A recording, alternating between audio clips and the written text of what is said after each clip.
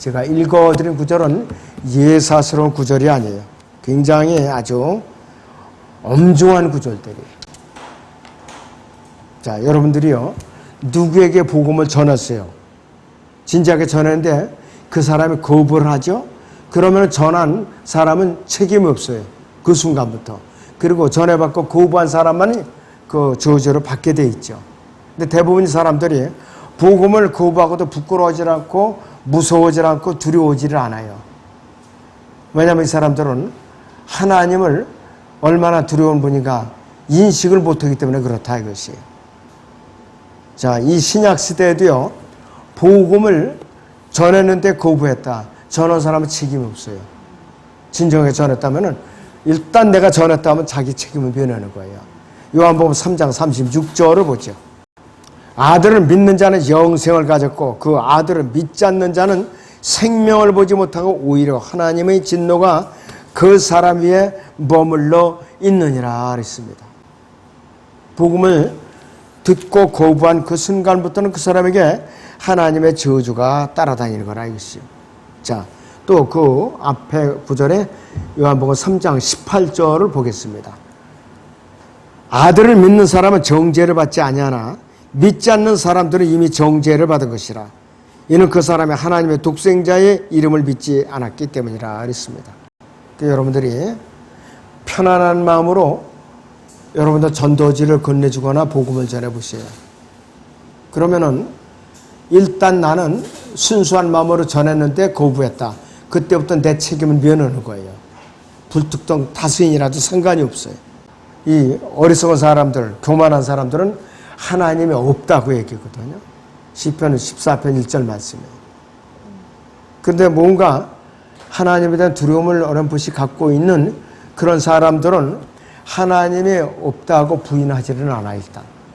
그런데 기껏 복음을 듣고 나서는 제가 생각 좀 해볼게요. 다음에 꼭 믿을게요. 이러고 헤어져요. 근데 그 사람들이 영접을 안 해요. 이 핑계 저 핑계 되고 마귀가 계속해서 핑계거리를 만들어줘요. 그 사람한테. 영접을 못하도록. 그러다 보면 어느 날 그 사람이 죽었다 이거예요. 그 혼이 지옥 가는 거고 바로. 그러나 복음을 전한 사람은 그 사람이 죽어서 지옥을 갔을지라도 그 사람에게는 책임이 없다 이거예요. 자, 여기 본문에 그 에스겔 3장 15절에서 테라비브라는 말은 곡식 이삭의 언덕이라는 뜻이에요. 곡식 이삭의 언덕. 그래서 이 성읍은 유프라테스강의 지류인 크발강가에 있는 거예요. 이 바빌론 제국이에요, 여기가. 그 강의 유역이기 때문에 고대에는 비옥한 땅이었죠. 그러니까 삼각주 지역이에요. 날강, 삼각주처럼. 그래서 곡식 이삭의 언덕이라는 이름이 붙었을 거라 이거예요. 근데 바빌론에 포로로 잡혀와 있던 유대인들은 이곳에 거주 지역이 제한되어 있어요.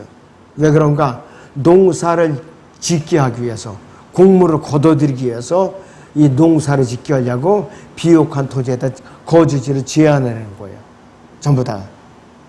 그래서 에스겔의 몸은 크발강가에 몸은 있으면서 그의 영만 들어 올려져서 텔아비브로 옮겨진 거예요. 포로로 잡혀온 유다 백성들과 함께 있어요. 그가 놀라갖고 7일을 함께 지냈는데 너무나도 애통한 몸으로 털썩 주저앉아서 침묵 상태에 있었던 것이죠.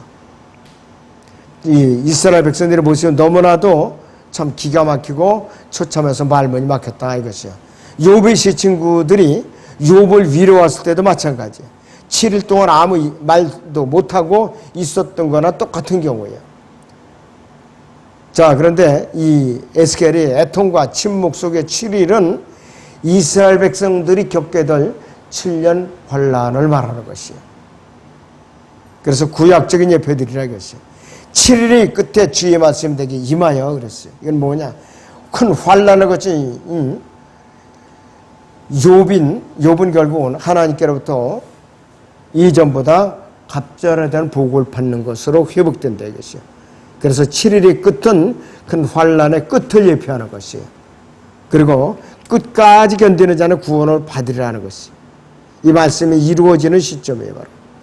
그리고 여호수아가 여리고를 함락시켰을 때 하나님께서 여호수아에게 지시하신 대로 이스라엘 백성들은 여리고 성벽을 엿새 동안은 한 바퀴씩만 돌았죠.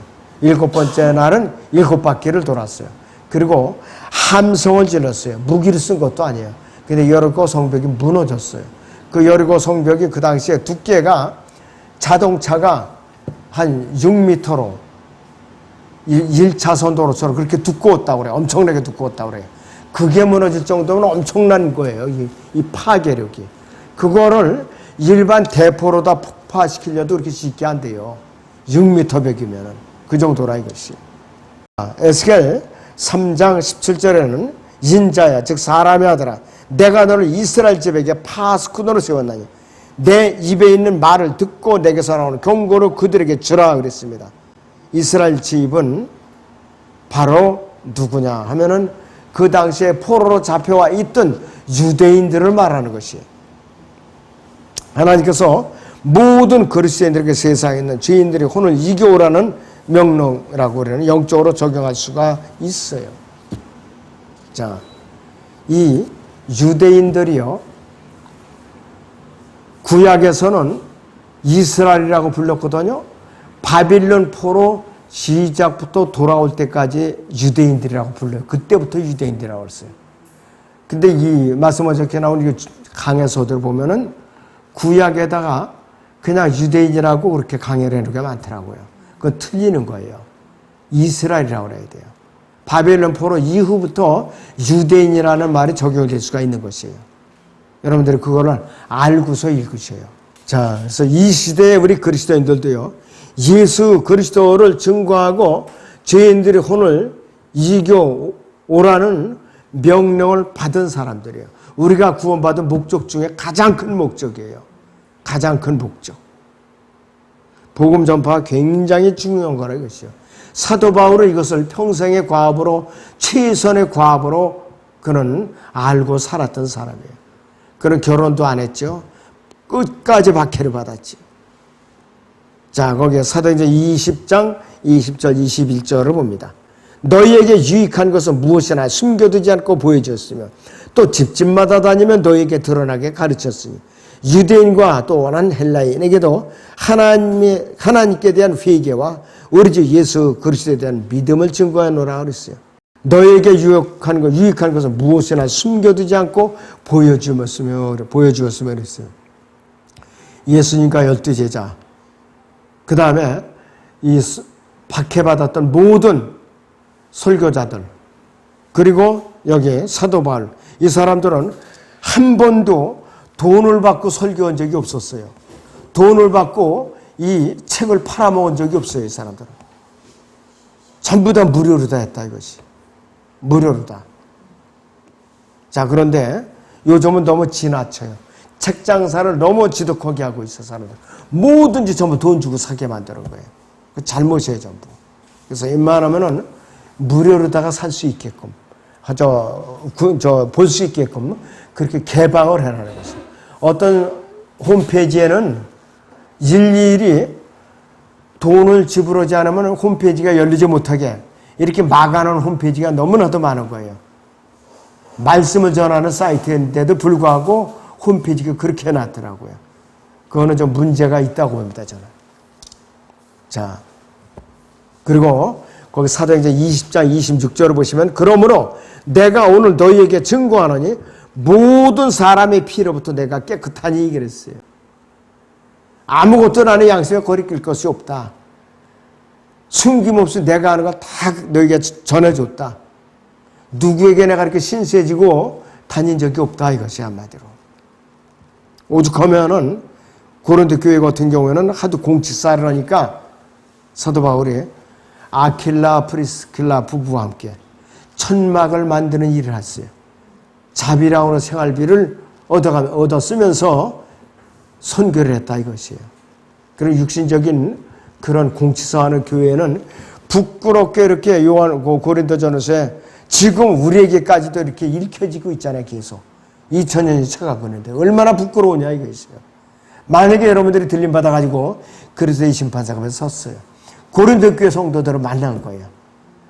당신들은 그때 그런 일이 있었어. 참 곤란하게 왜 또 새삼스럽게 물어보시냐고. 모른 채 좀 해달라고. 이런 변명을 할지도 몰라요, 여러분들. 그렇기 때문에 이 부끄러운 간증으로 기록을 남겨서는 안 되는 것이. 안 되는 것이. 자, 여기 에스겔 3장 18절에 다시 보면 내가 악인에게 말하기를 너는 반드시 죽으리라 할 때에 네가 그에게 경고도 주지 않냐고. 그 악인에게 그의 악한 길에서 떠나라고 경고하여 그의 생명을 구하라고 말하지도 아니하면 바로 그 악인은 그의 죄악 가운데 죽을 것이나 나는 네 손에서 그의 피를 요구하리라 했어요. 저나 여러분들이 누구하고 사이가 굉장히 나쁜 사람이 있어요. 예를 들어서 아주 얼굴도 서로 보고 싶지 않은 얼굴이 있는데 분명히 그 사람이 구원을 못 받았어요. 그런데 하나님 입장에서 복음을 전해야 돼요. 누가 다른 사람이 전해줄 사람이 없어요. 나 아니면 전해줄 사람이 없더라고요. 근데 내가 모른 척했다. 그 괘씸한 놈이다. 아주 그 괘씸하기 짝이 없고 다시는 성종으로 오면 안 되겠다. 그래서 입을 굳게 다물고 복음을 안 전했다. 근데 그 사람이 교통사고라든지 질병으로 뭐 죽었다. 그 사람 지옥 갔다 이거예요. 그 책임이 누구에게 있느냐? 셋째 하늘에 올라가면은 그 사람의 지옥 간 책임은 바로 전하지 않은 여러분한테 묻겠다 이 소리예요. 바로 이 본문이 그러한 의도예요. 바로 그러니까 우리는 입을 다물고 있는 것이 능사가 아니라 이것이에요.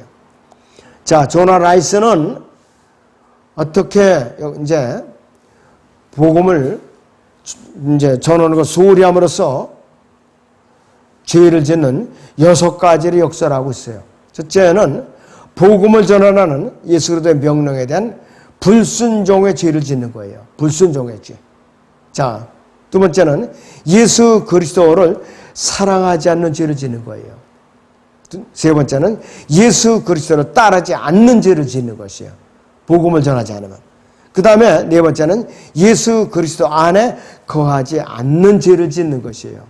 이 복음 전하지 않는 죄가 이렇게 큰 거예요.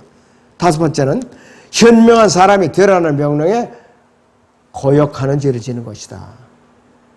구원받지 못한 사람의 혼을 예수님께로 부지런히 이겨오는 사람은 성경적으로 현명하다고 말씀하고 있어요. 잠언 11장 30절의 말씀이에요. 자, 그리고 이것은 극단적으로 표현하면 영적인 살인죄를 범하는 것이다 이거예요. 영적인 살인죄. 여러분들은 칼로 깎고 남은 찌르지 않고 총으로 쏘지 않더라도 영적인 살인죄는 복음을 전하지 않고 입을 싹 이제 다물고 있으면 영적인 살인죄를 범하는 것이에요. 그래서 구원받지 못한 사람은 이미 정죄받은 사람이죠. 하나님의 심판소에 갇힌 자들인데 우리가 이러한 사실을 그들에게 경고를 해야 된다 이것이. 그리고 에스겔 3장 20절에 나오는 이 의미는 구약적인 의미에서 의인은 율법의 행위로 이렇게 된 사람이에요. 율법의 행위로. 그래서 그는 그가 행하는 의 가운데서 살 수 있게 되는데 신약에서는 이거하고는 교류적으로 맞질 않죠. 자, 구약에서는요, 의로워진 사람이 율법을 안 지켜서 어겼다. 그러면은 그 의인에서 불의한 자를 바뀌어요. 이건 뭐냐? 구원을 잃어버린다 이 뜻이에요. 지옥을 간다 이거예요. 자기가 쌓아놓았던 의를 잃어버린다 이것이요. 근데 신약에서는 이거하고는 전혀 관계가 없어요. 로마서 3장 20절에 있는 대로 율법의 행위로는 그분 앞에 의롭게 된 육체가 없나니 그랬어요. 이는 율법을 통해서는 주의 깨달음이 있음이니라 그랬어요. 신약에서는 오직 하나님만이 의로우셔. 예수 그리스도만이 의로우셔. 신약에서 누군가 의인이라면은 그것은 하나님의 의가 예수 그리스도를 믿음으로 인해서 죄인에게 그 의가 전가되어서 의롭다고 간주해 줄 뿐이에요. 우리가 실제적으로 의인이 아니라 이것이에요. 자, 근데 구약에서는 반대로 행위를 해서 의롭게 돼서 의인이라고 불렀는데 악을 행하면은 이전의 의가 다 무효화되어 버리고 다시 악인으로 전락해서 구원을 잃어버린다 이 뜻이에요. 그래서 신약에서는 자신의 의로운 행위가 아니라 예수 그리스도의 피를 믿는 믿음으로 말미암아 예수 그리스도 안에는 구속을 통해서 하나님의 의인으로 의롭게 되고 구원받은 것이기 때문에 일단 이 교회 시대에 구원받은 그리스도인은 죄를 짓더라도 구원을 잃어버릴 수가 없다 이것이요. 불가능하다 이것이요. 그러니까 은혜지요. 그러니까 그리스도인은 하나님의 의로 의롭게 되었기 때문에 그 의가 절대로 무효화 될 수가 없다 이것이요. 기분 나쁘다고 나는 이 구원을 취소해 버릴래. 이것이 성립이 될 수가 없다 이것이에요. 자, 여러분들이 신약 시대에 태어났기에 망정해요. 오순절 이후에 태어났기에 망정해요. 사도 바울 이후에 태어났기에 망정해요. 또 휴전선 이남에 태어났기에 망정해요. 여러분들 얼마나 감사해요. 이북에 태어났어 봐요. 복음을 어떻게 들어요?